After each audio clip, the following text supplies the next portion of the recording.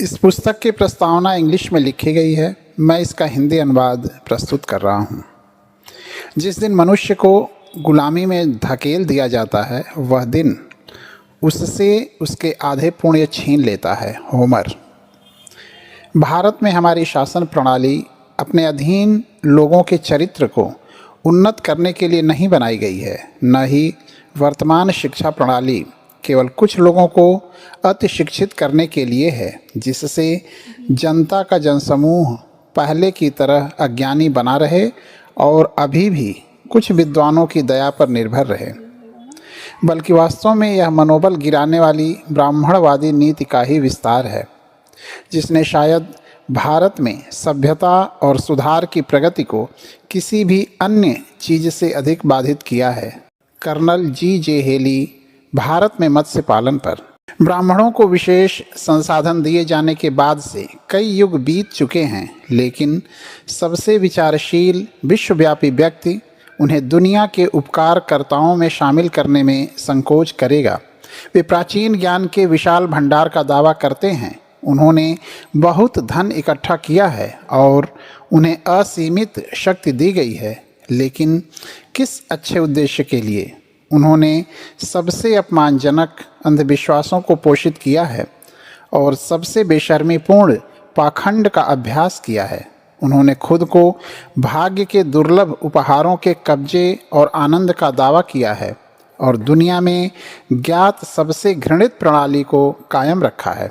यह केवल उनकी दुरुपयोग की गई शक्ति के कम होने से ही है कि हम राष्ट्रीय पुनरुद्धार के महान कार्य को पूरा करने की आशा कर सकते हैं। मीड का सिपाही विद्रोह। हाल के शोधों ने बिना किसी संदेह के यह साबित कर दिया है कि ब्राह्मण भारत के मूल निवासी नहीं थे।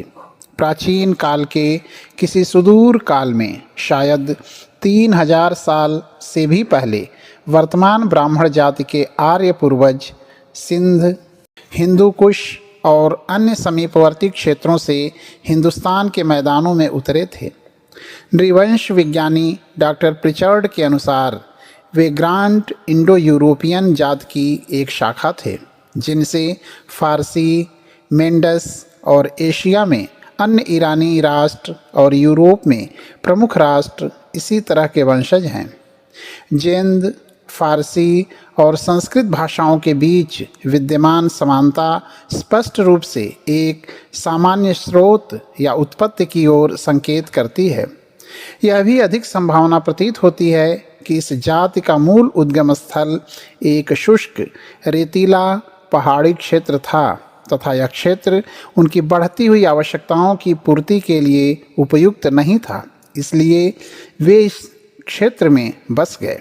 वे पूर्व और पश्चिम में उपनिवेशों में विभाजित भारत की मिट्टी की अत्यधिक उर्वरता, इसकी भरपूर पैदावार, इसके लोगों की प्रसिद्ध संपत्ति और इस कृपा पात्र भूमि की अन्य असंख्य खूबियाँ, और जिन्होंने हाल ही में पश्चिमी देशों की लालच को लुभाया है, ने निस्संदेह आर्यों को आकर्षित किया, जो भारत में उपनिवेश बनाने के शांतिपूर्ण इरादे से आए, साधारण प्रवासियों के रूप में नहीं बल्कि विजेता के रूप में आए थे।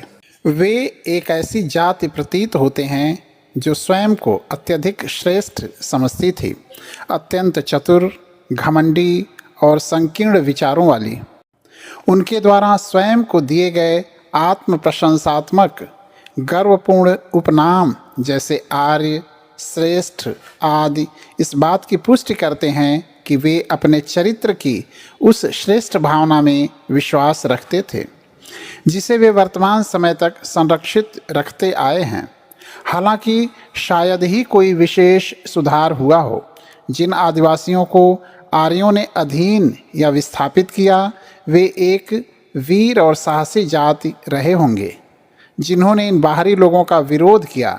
ऐसे अपमानजनक शब्द जैसे शूद्र, अस्वच्छ, चांडाल आदि जिनका प्रयोग उन्होंने उनके लिए किया, यह दर्शाते हैं कि प्रारंभ में उन्होंने अपने देश में आर्यों के बसने के प्रयासों का विरोध किया और यही कारण है कि आर्यों के हृदय में उनके प्रति इतनी घृणा और नफरत रही